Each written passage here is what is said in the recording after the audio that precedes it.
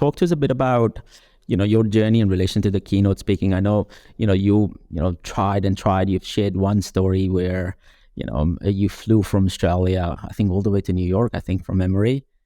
How did that, the persistence that brings and, comes out as a person who was trying to prove other wrong and going down this path of, I know this is right. And, I'm going to prove to the world that, this is the right path for me.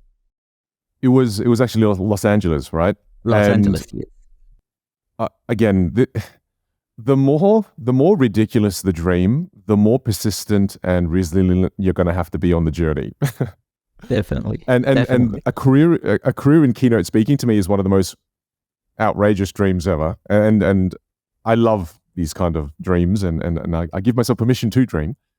Yeah. So I remember to build my career in the US, at the start of my career, I used to tell my clients in the US, and I didn't even have clients. I just had people who are kind of interested in me. I used to tell them, "Oh yeah, I live in Southern California. So if you want to book me, just let me know. It's okay. I live in Southern California."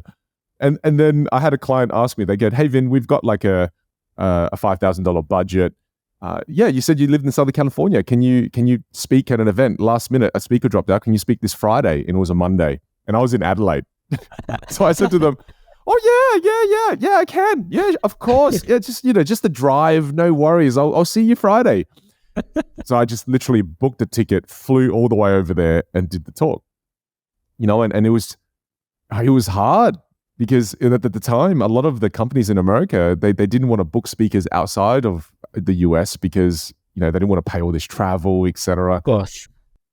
So I just remember flying back and forth to America on economy and doing so 10 times a year. It was brutal building that career. And sometimes clients didn't even pay because I said I'd do it for free. And that was me getting the reps in and building a presence in the US. And definitely. Yeah, it was rough as guts. And how was the journey from Adelaide to US and back to Adelaide, and what brought you back?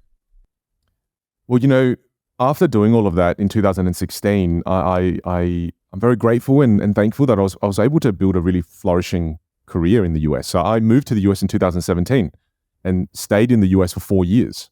And we somehow managed to build this incredibly fulfilling career as a speaker. And in the end, Moss, I decided to come home because it was a quote my dad said to me too. And my dad's someone who's very inspiring to me. And he recognized that while I was building my career in the US and while I was achieving a lot of progress and success, I'd become really unhappy. And he said to me, he said this wonderful little line where he said, "A king that knows the limits to his desires will rule a lifetime." And I'd become so greedy. I'd become so greedy. I'd become so hungry for more. I'd become infatuated with more, that I'd lost track of what enough was. Yeah. And no matter what level of my career I started hitting, Moss, I just wanted more. I wanted more. And I ended up being away from my family for 200 days a year.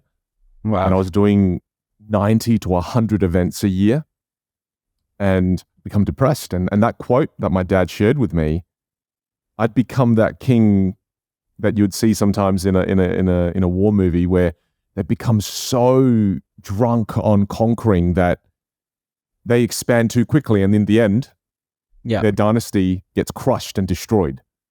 And it's okay to be greedy and selfish at the start, right? Because that's the fuel, that's the driver. Because if you don't have that, of course, then it's not going to take you where you want to get to. But knowing the limits, where to stop and where to find that balance, and bringing yourself back, I think that's the key thing. Finding your balance in life as to what's important, what's not important anymore.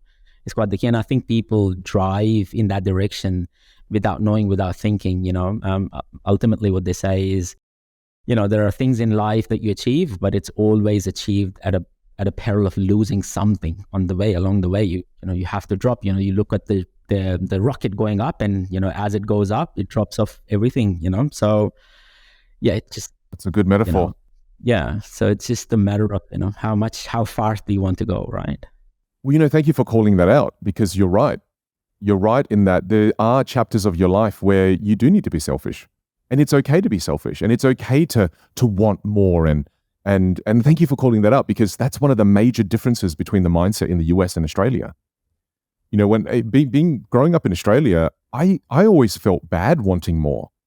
I always felt bad that I want to be more successful, that I want to make lots of money, that I want to have these things and this material thing and that material thing. I always felt bad. Whereas when I went to the US, they encouraged it and they said, no, it's fine.